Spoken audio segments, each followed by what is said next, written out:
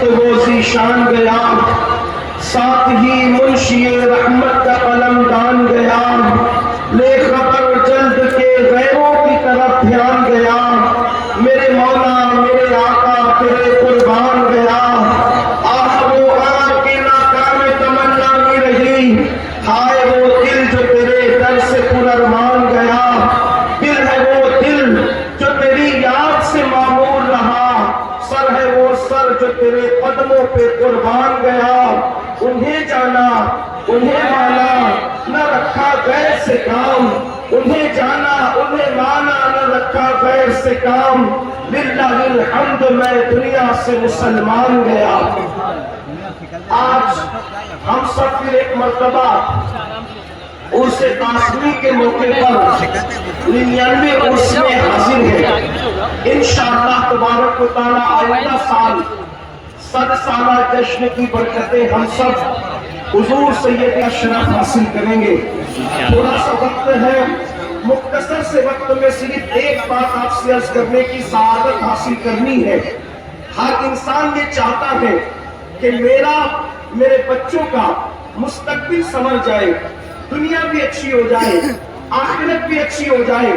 دنیا اور آخرت کو اچھی کرنے کے لیے ہر انسان بے چین ہے۔ کوئی یہ تصور کر رہا ہے کہ مال جمع کر لو صرف دنیا اور آخرت دونوں اچھی ہو جائے گی، ڈگریاں جمع کر لو صرف دنیا اور آخرت دونوں اچھی ہو جائے گی، اچھی سواریاں حاصل کر لو دنیا اور آخرت اچھی ہو جائے گی۔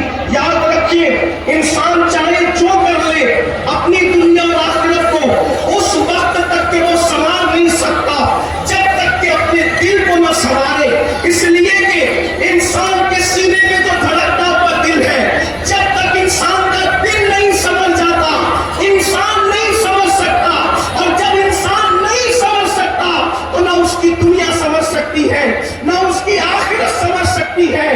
غالب نے کہا تھا آدمی کو بھی میسر نہیں انسان ہونا، آدمی تو سب ہے لیکن انسان کب بنتا ہے؟ اللہ اکبر، جب اس کا دل سنورتا ہے۔ اس لیے کہ انسان کی ترقی کا راز، انسان کی بلندی کا راز، انسان کی اشرفیت کا راز، انسان کی افضلیت کا راز اس کا دل ہے۔ یہ سینے میں جو گوشت کا لوکھڑا لٹک رہا ہے، یہ دل بڑا قیمتی ہے۔ اللہ کے رسول صلی اللہ علیہ وسلم نے فرمایا اللہ اکبر کہ انسان کے سینے میں لٹکتا ہوا بائیں طرف گوشت کا لوتھڑا ہے، جب وہ سمجھ جاتا ہے تو پورا انسان سمجھ جاتا ہے، اور وہ بگڑ جاتا ہے تو پورا انسان بگڑ جاتا ہے۔ آگاہ ہو جاؤ اسے دل کہتے ہیں، آگاہ ہو جاؤ اسے دل کہتے ہیں۔ اور دل کیسے سنورتا ہے؟ دل سنورنے کی ایک ہی چیز ہے، اس لیے کہ دل جب دلدار کے حوالے کر دیا جائے، دل جب احمد مختار کے حوالے کر دیا جائے، یعنی تعلق بالرسول اپنا مضبوط کر لیا جائے تو انسان کا دل سمجھ جاتا ہے۔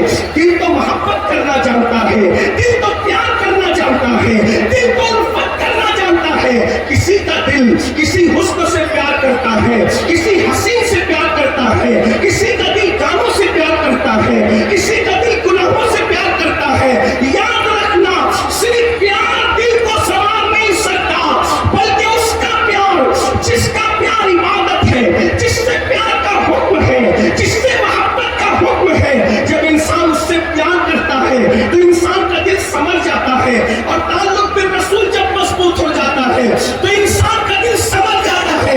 ملائکہ اس پہ مشق کرتے ہیں جس کے سینے میں عشق رسول والا دل ہوتا ہے۔ ارے وہ زمین کے اوپر اسے عزت نہیں پاتا، بلکہ جب عشق والا قبر میں جاتا ہے تو فرشتے بھی اس کی تعظیم کرتے نظر آتے ہیں۔ میرے امام کہتے ہیں نکیرین کرتے ہیں تعظیم میری، نکیرین کرتے ہیں تعظیم میری، فدا ہو کے تجھ پہ یہ عزت ملی ہے، خاک ہو کر عشق میں آرام سے سونا ملا، جان کی اکسیر ہے الفت رسول اللہ کی۔ اور یہ دل سنورتے کیسے ہیں؟ دل سنوارنے کا نسخہ کیا ہے؟ دل میں عشق رسول آتا کیسے ہے؟ یاد رکھیں، عشق مصطفیٰ کوئی بازار میں ملنے والی چیز تو نہیں کہ اسے خریدا جا سکے۔ اللہ اکبر، عشق مصطفیٰ حاصل کرنے والا کوئی سرمایہ تو نہیں کہ انسان جنگ ذریعے سے، کاوش اور کوشش کے ذریعے سے حاصل کیا جا سکے۔ عشق مصطفیٰ کی شمع وہیں پر دل کے اندر روشن ہوتی ہے جب کسی صاحب دل کا قرب نصیب ہوتا ہے، جب کسی صاحب دل کا قرب نصیب ہوتا ہے، جب کسی صاحب دل کی صحبت نصیب ہوتی ہے، جب کسی صاحب دل کی نگاہ پڑ جاتی ہے تو دل سنورتا نظر آتا ہے، دل میں عشق کے چراغ جلتے نظر آتے ہیں، دل میں عشق کی شمع روشن ہوتی نظر آتی ہے۔ اللہ اکبر، مغرب مطہرہ کی سب سے بڑی خوبی یہ ہے کہ یہاں کے مشائخ حضور صاحب البرکات سے لے کر کے آج تک جتنے مشائخ ہیں، انہوں نے ایک ہی مشن پہ کام کیا کہ پوری امت کا تعلق بالرسول مضبوط کر دیا جائے، سینوں میں عشق مصطفیٰ کی شمع روشن کر دی جائے۔ اسی لیے اس خان کا قدر امتیاز ہے، کیسا بھی بنتا ہو جب یہاں سے جڑتا ہے تو عشق مصطفیٰ کے اندر سرشار ہوتا ہے۔ اس کی بہترین مثال، اس کی بہترین مثال آپ دیکھ لیں، حضور تاج الفہول ہو، حضور سیف اللہ المسلول ہو، یا پھر گزشتہ صدی کے مجدد میت ماضیہ، فخر زمین و زمن، سرمایہ اہل سنن، امام عشق و محبت سید اعلیٰ حضرت کی ذات ہو، یا حضور حجت الاسلام کی ذات ہو، یا حضور مفتی اعظم کی ذات ہو، یا حضور صدر الشریعہ کی ذات ہو، یا پھر اور بھی نام لے لیں، اور پھر نیچے جب آپ لگاتے ہیں حضور سید العلماء کو لے لیں، حضور احسن العلماء کو لے لیں، یہ تو انہی خاندان کسی خاندان کے یہ چشم و چراغ ہے۔ آپ دیکھیں یہ جب بھی لوگ ان سے جڑے ہیں تو جڑنے کے بعد ایسے عشق کے قلندر بنے ہیں کہ جان خود ہی نہیں پیتے بلکہ دوسروں کو بھی بھر بھر کے پلاتے ہیں۔ آپ جا کر کے تاریخ پڑھ لو، حضرت عین الحق عبد المجید میاں کی جب تک مہریرا نہ آئے تھے عشق تو تھا مگر وہ نہ تھا جو بعد میں آیا۔ مولانا عبد القادر پٹاچونی کے پاس عشق تو تھا مگر وہ نہ تھا جب تک کہ مہریرا سے اللہ پر رشتہ نہ جڑا۔ اور پھر خود امام احمد رضا کو دیکھ لو، ارے پیدائشی عاشق رسول تھے، عاشق تو تھے، عشق میرا آج اس وقت پاتا ہے جب آل رسول سے دل کا تعلق جڑ جاتا ہے۔ آل رسول نے نگاہوں کا جام پلا کر ایسا عاشق بنایا، ایسا عاشق بنایا کہ آج پوری دنیا میں امام احمد رضا کو اگر امام عشق و محبت کے نام سے جانا جا رہا ہے تو یہ مہریرا کے بزرگوں کا صدقہ ہے، یہ مہریرا کی خیرات ہے۔ اس لیے کہ امام احمد رضا تو یہاں آنے سے پہلے بھی شاعری کرتے تھے، یہاں آنے سے پہلے بھی قلم چلاتے تھے، لیکن آنے سے پہلے کا قلم دیکھو اور آنے کے بعد کا قلم دیکھو تو آپ کو فرق نظر آئے گا کہ جب آل رسول سے دل کے تار جڑے تو پھر باتیں کیسی گئی ہیں، کہتے ہیں جان ہے عشق مصطفیٰ، روز وضو کرے خدا، جس کو ہو درد کا مزہ، نازے دوا اٹھائے کیوں، کیا مزے میں کہتے ہیں اللہ اکبر اس ذات کو جسے احمد رضا کہتے ہیں۔ اگر فنا پھر رسول کسی چوکھٹ نے بنایا ہے تو ایسی مہریرا کی چوکھٹ ہے جو اپنی مرضی سے نہیں بنی ہے۔ رسول اللہ نے صاحب البرکات کو عالم بیداری میں آ کے کہا تھا کہ تمہیں یہیں رہنا ہے، غوث اعظم نے عالم بیداری میں آ کے کہا تھا کہ تمہیں یہیں رہنا ہے۔ پتا چلا یہ خود کی بنائی ہوئی نہیں ہے، یہ مصطفیٰ جان رحمت کی بسائی ہوئی ہے۔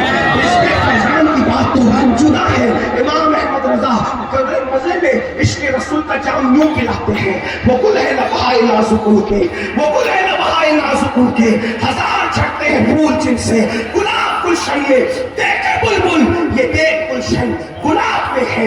اللہ اکبر، ارے کوئی تو بات تھی، 108 علوم و فنون کا ماہر مجدد جب مہریرا کی گلیوں میں آتا تھا تو ننگے پیر چلتا نظر آتا ہے۔ گلی میں امام احمد رضا ننگے پیر چلے ہیں، یہ وہی گلیاں ماہرہ مطہرہ کی ہیں۔ ابھی میں اپنے استاد محترم اور اپنے قائد کے ساتھ چائے پی رہا تھا تو میں نے حضرت سے عرض کیا یہ وہ جگہ ہے جہاں امام احمد رضا ننگے پیر چلے ہیں۔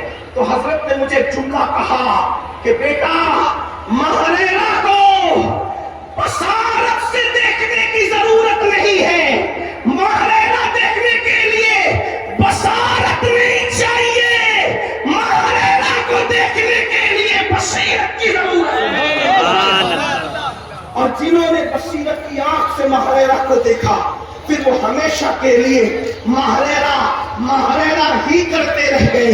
تو یاد رکھیے یہ ماہرہ وہ ہے جس نے دلوں کا تعلق عشق رسول کے حوالے سے جوڑا ہے، اور تقریباً الحمدللہ کم و بیش 4 صدیاں بیت رہی ہیں ماہرہ مطہرہ کو، اور اگر اوپر دیکھا جائے تو تقریباً اللہ اکبر 800 صدیاں اس خاندان کی بیت رہی ہے، دین مدین کی خدمت کرتے ہوئے میر سجد محمد دعوت الصغریٰ سے لے کر حضور احسن العلماء تک جب آپ نیچے نیچے آئیں گے ایک ہی کام کیا، اللہ اکبر، عشق مصطفیٰ کا جام پلایا، عشق مصطفیٰ کا جام پلایا، اور آج بھی ماہرہ کے میخانے سے عشق مصطفیٰ کا جام بٹ رہا ہے۔ اور ہم یہ شکر کے ساتھ فخر کے ساتھ کہتے ہیں کہ کل بھی ماہرہ کے مشائخ نے دلوں کو سنوارا تھا، اور آج بھی ماہرہ کے مشائخ جیب پر نہیں بلکہ دل پر نظر رکھے ہوئے ہیں، جس کے اثرات ہم دیکھ رہے ہیں۔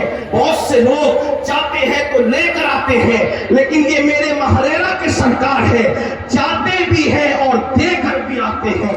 ارے وہ پیر کیا جو عطا نہ کرے، ہم نے تو لینے والا پیر کبھی نہیں دیکھا، ہم نے تو ہمیشہ دینے اور لٹانے والا پیر دیکھا۔ اجمیر کا خواجہ ہو وہ بھی دیتا نظر آتا ہے، لاہور کا داتا ہو وہ بھی دیتا نظر آتا ہے، بغداد کے غوث العالم دستگیر کی تو بات ہی جدا ہے، ایسا دیا اور اتنا دیا، جس کو دیا دینے والا بنا دیا۔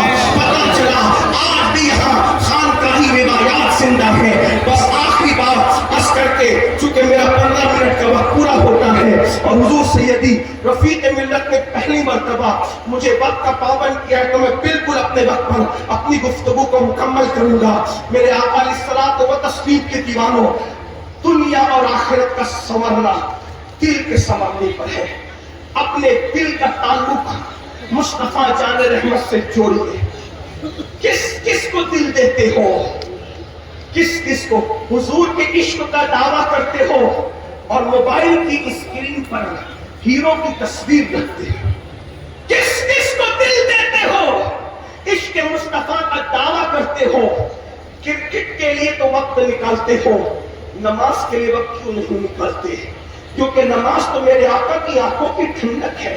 بڑی معذرت کے ساتھ ہمیں دکھ کے ساتھ کہنا پڑتا ہے، جو کام میلاد النبی کی سجاوٹ میں بھی نمازوں کو ترک کر دے وہ قوم عزت کیسے پا سکے گی؟ جو کام عاشورہ میں امام حسین کے جلوس کے انتظام میں بھی نمازوں کو ترک کر دے وہ قوم عزت کیسے پا سکے گی؟ عشق تو یہ ہے کہ محبوب کے لیے سب کچھ قربان کیا جاتا ہے اور جا سکتا ہے۔ حیرت ہے ہم نے اپنے آقا کی آنکھوں کی ٹھنڈک کی قدر نہیں کی۔ بڑی معذرت کے ساتھ جو آخری بات کہنا چاہتا تھا وہ کہہ کے رخصت ہونا چاہتا ہوں۔ پیر کی محبت اسی وقت کام آئے گی جب وہ محبت رسول اللہ تک لے جائے۔ اگر وہ محبت وہیں روک لے، ٹرین وہی کامیاب ہے جو منزل تک لے جائے۔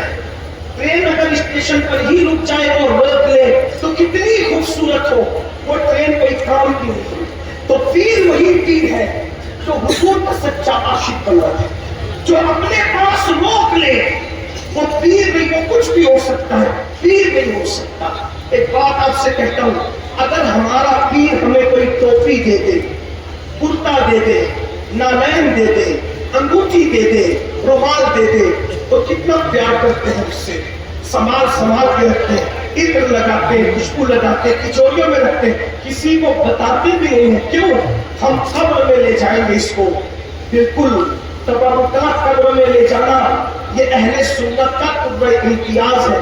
मुझे इस पर कोई एतराज नहीं, लेकिन एक बात कहता हूँ, पीर के दिए हुए तोहफे की इतनी कदर की, क्या अल्लाह के दिए हुए तोहफे की भी हमने इतनी ही कदर की? अल्लाह ने जो तोहफा दिया था, किसके हाथों से? तोहफा नमाज देने वाला अल्लाह और हाथ मुस्तफा जाने रहे। अब ऐसे तोहफे की जो कद्र न करे, फिर मैं समझता हूं कि शायद किसी और का बड़े से बड़े का तबरुकी उसको कब्र में काम नहीं आ सकता। इसलिए कि अल्लाह के रसूल अलैहिस्सलाम ने फरमाया, जिसने जानबूझकर नमाज छोड़ दी वो मेरे जिम्मे से बाहर है, क़यामत के दिन उसके साथ मेरा कोई वादा नहीं है। फकीह अब्दुल्लाह समरकंदी कुर्रतुल उयून के अंदर ये हदीस लिखते हैं, अल्लाह के रसूल अलैहिस्सलाम सैयदना अबू हुरैरा से कहते थे, ए अबू हुरैरा, बेनमाजी के साथ न बैठा कर, इसलिए कि बेनमाजी पर मुसलसल अल्लाह की लानत बरसती है, इसलिए बेनमाजी के साथ न बैठा कर। उसी किताब में ये भी है, अल्लाह के रसूल अलैहिस्सलाम ने अपने असहाब से कहा, ऐ मेरे सहाबा, दुआ करो अल्लाह किसी को बदबख्त न करे और अल्लाह किसी को महरूम न करे, किसी को बदबख्त न करे, किसी को महरूम न करे। आका अलैहिस्सलाम ने जब कहा तो सहाबा किराम से खुद ही कहा, तुम मुझसे नहीं पूछते, तुम मुझसे सवाल नहीं करते कि बदबख्त कौन है और महरूम कौन है? तो सहाबा किराम ने अर्ज किया, या रसूल अल्लाह, बदबख्त और महरूम कौन है? तो मेरे आका फरमाते हैं, जो जानबूझकर नमाज छोड़ देता है वो बदबख्त भी है, वो महरूम भी है। ऐ उससे बरकत की कासमी में आने वालों, जिसको कोई नहीं देता उसको मुस्तफा जान रहमत अता करते हैं, और जिसको हुजूर बदबख्त और महरूम कर दे, बताओ उसे कौन दे सकता है? इसलिए अल्लाह के बंदो, इश्क़ रसूल का तकाजा ये है, और से कासमी बरकाती में आने वालों, आज से हम अहद करके जाएंगे कि रस्मी और इस्मी आशिक नहीं बनेंगे, बल्कि अमल के मैदान के आशिक बनेंगे। ये महाराणा तो ऐसी जगह है जहां सिर्फ नमाज ही नहीं होती, बल्कि जमात के साथ नमाज होती है। एक बुजुर्ग इसी महाराणा के एक दूसरे बुजुर्ग मिलने आए, मैं नाम नहीं लेता, हमारे बुजुर्ग नीचे उतर रहे थे, दूसरे बुजुर्ग को सीढ़ी चढ़ रहे थे, तो पूछा कहां जा रहे हैं हजरत? तो उस बुजुर्ग ने कहा नमाज के लिए। पर मैं नमाज तो हो गई, नमाज तो जो जमात के साथ होनी थी वो नमाज तो हो गई, अब कौन सी नमाज पढ़ने जा रहे बुजुर्ग? यहाँ तकने का ये आलम है, महरेरा मुतहरा वो है जहाँ शरीयत और तरीकत दोनों गले मिलते हैं, उसी को साहिबुल बरकात का आस्ताना कहते हैं, उसी को आले रसूल का आस्ताना कहते हैं, उसी को सरकारे नूर का आस्ताना कहते हैं। यहाँ आए हैं, इबादतें करो, दुरूद शरीफ पढ़ो, मुर्शिद के चेहरे की ज़ियारत करो। हमारे मखदूम सैयदना मखदूम अशरफ जहांगीर सिमनानी तो यहाँ तक फरमाते हैं, हर इबादत की कज़ा है, लेकिन बुजुर्गों के चेहरे की वो इबादत है कि अगर एक बार कज़ा हो जाए तो दोबारा वो अदा नहीं हो सकती। अल्लाह अकबर, आसमुल उलमा का चेहरा चला गया, अब बताओ वो चेहरा कहां से लाओगे? सैयदुल उलमा का चेहरा चला गया, वो चेहरा कहां से लाओगे? हुजूर साहिबुल बरकात का चेहरा चला गया, वो चेहरा कहां से लाओगे? दुआ करो अल्लाह इन चेहरों को हमें देखने का शरफ अता फरमाए। अल्लाह अकबर।